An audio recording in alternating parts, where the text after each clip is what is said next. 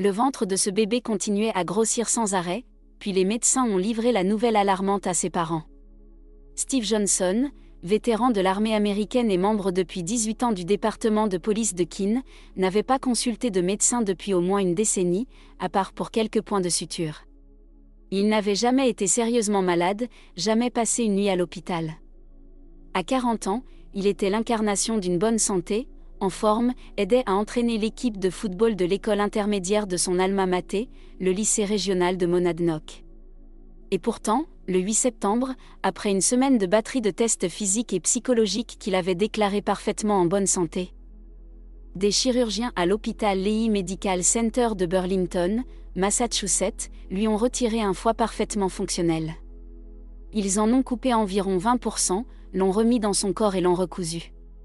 Je me suis réveillé cet après-midi-là et j'ai eu l'impression qu'un camion m'avait écrasé, a déclaré Johnson. Plus tôt cette semaine, Johnson et son foie ont sauvé la vie d'une fillette de 4 mois qu'il n'avait pas encore rencontrée. De plus, si vous ne l'avez pas déjà fait, veuillez vous abonner à notre chaîne et cliquer sur cette cloche de notification pour être inspiré par ces histoires vraies chaque jour. Revenons maintenant à l'histoire.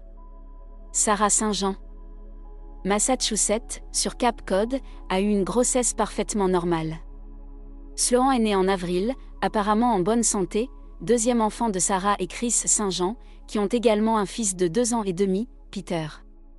Elle est ergothérapeute et il travaille dans le département informatique pour les services de banlieue de Keoli. Quand Sloan a atteint l'âge de 2 mois, ses parents ont remarqué qu'elle devenait de plus en plus jaunâtre et qu'elle développait ce qu'ils ont décrit comme un ventre de Bouddha. Bien qu'elle mangeait bien et atteignait ses étapes de développement, ses parents s'inquiétaient.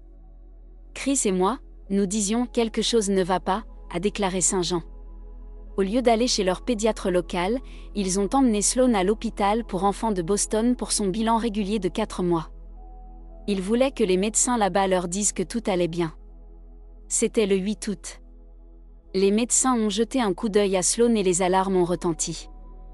Ils ont finalement diagnostiqué chez elle une atrésie biliaire, une maladie du foie dans laquelle un ou plusieurs canaux biliaires sont anormalement étroits, bloqués ou absents. Détectée tôt chez les nourrissons, elle est traitable sans chirurgie, mais l'état de Sloan était avancé et atteindrait rapidement le stade 4. Seule une greffe de foie pourrait lui sauver la vie. Nous pensions juste l'emmener pour être rassurés et au lieu de ça, c'était dévastateur, a dit St-Jean. Sa jaunisse ne disparaissait pas et en même temps, son ventre devenait plus gros. On imagine le pire, mais on se dit que ça ne va pas être le pire. Je pense qu'ils ont été mis sur une liste d'attente pour un donneur décédé, mais la maladie continuait à progresser. Sloan est rentrée chez elle pendant 6 jours à la fin d'août, mais elle a dû être ramenée en urgence à l'hôpital pour enfants alors que le week-end de la fête du travail approchait. Il est devenu évident qu'ils auraient besoin d'un donneur vivant pour lui sauver la vie, une option utilisée seulement environ 10% du temps. Nous savions que nous ne rentrerions pas chez nous à nouveau. Après ces 6 jours, St-Jean a dit qu'elle se détériorait rapidement. Le protocole du donneur vivant est strict, le donneur doit être un membre de la famille ou une connaissance et cela doit être fait de plein gré. Cela nécessite un examen psychologique en plus de la compatibilité physique. Il y a beaucoup de risques impliqués, beaucoup de considérations éthiques. St-Jean a dit que Johnson connaissait les St-Jean à travers son frère Paul Johnson, qui vit à Bourne près du canal du Cap Cod et est proche des amis du couple St-Jean. Bien que Steve Johnson et sa femme Aubrey aient rencontré Chris et Sarah St-Jean lors de quelques sorties, ils ne se connaissaient pas bien. Alors que le mot se répandait parmi la famille et les amis, y compris une page GoFundMe sur la condition critique de Sloan et le besoin de trouver un donneur, Johnson s'est joint à l'effort. Contrairement aux membres de la famille St-Jean, le groupe sanguin de Johnson correspondait à celui de Sloan. Ce n'était que le premier pas dans un long processus. Les donneurs adultes passent par l'hôpital Lehigh à Burlington, dans le Massachusetts, et Johnson a pu remplir une enquête en ligne.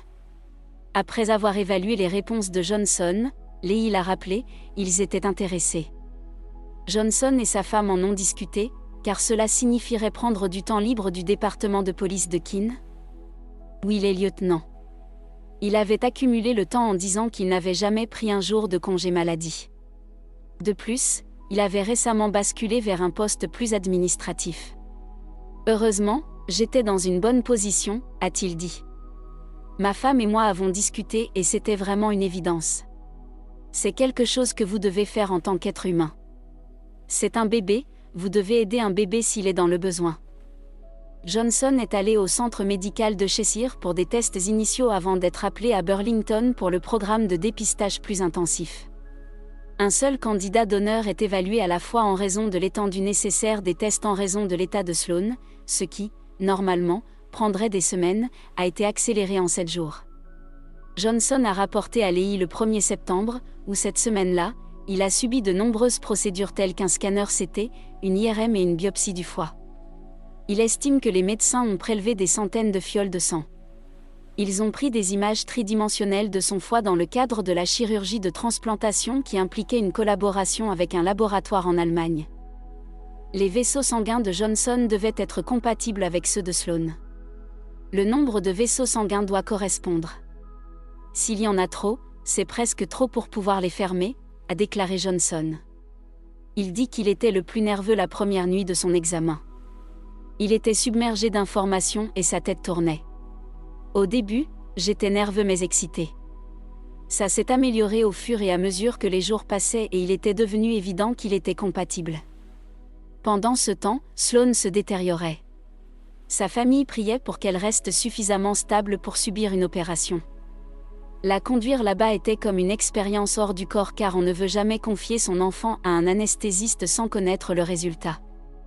Le jour de l'opération, le 8 septembre, les équipes chirurgicales se sont réunies à Burlington et à Boston.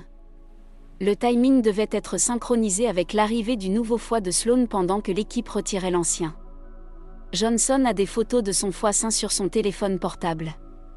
Saint Jean a déclaré que le foie de Sloan était ratatiné, noir et sans vie. Les 2 chirurgies ont été un succès. Son foie va grandir avec elle et la section perdue du foie de Johnson va se régénérer.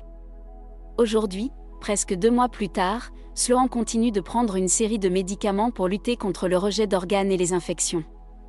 Elle est de retour à boire du lait maternel, elle se rend fréquemment à l'hôpital pour enfants pour ajuster ses médicaments, mais c'est attendu. Les chirurgiens ont prévenu la famille que quelques obstacles sont inévitables, bien que jusqu'à présent les leurs ne soient rien qu'ils n'aient déjà vu auparavant. Le taux de survie après la première année est de 95%. Sloan n'a jamais cessé de sourire, Saint Jean a dit que les médecins disent qu'elle sera capable de faire tout ce qu'une petite fille normale ferait. Mais cela a été un énorme ajustement pour notre famille. Quant à Johnson, il a été à l'hôpital pendant 5 jours, puis est resté près de l'hôpital dans un hôtel avant de rentrer chez lui la semaine suivante. Regagner sa force a été un processus lent et il est retourné au travail à temps plein la semaine dernière. Et il est allé au Cap rendre visite à Sloan, il est notre héros, il est le héros de Sloan. Il s'est impliqué dès le début, cela témoigne de son caractère, cela nous rappelle qu'il y a des gens formidables dans le monde. Johnson dit qu'il ne changerait rien. Ayant vécu cela, c'est quelque chose que je recommanderais aux gens s'ils se trouvent dans cette situation. Je n'ai aucun regret. Ce que vous donnez, c'est un processus très gratifiant pour ce que vous recevez en retour. C'était incroyable, j'aimerais penser qu'il était un peu fier, vous savez, de ce qu'il avait fait, il mérite de l'être. Et le fait de la tenir, c'est juste un nouveau lien créé pour la VIE. Si vous aimez la vidéo, donnez-lui un pouce levé et envisagez de la partager avec quelqu'un qui pourrait la trouver intéressante. Merci d'avoir regardé et n'oubliez surtout pas de vous abonner pour recevoir nos nouvelles vidéos. À la prochaine!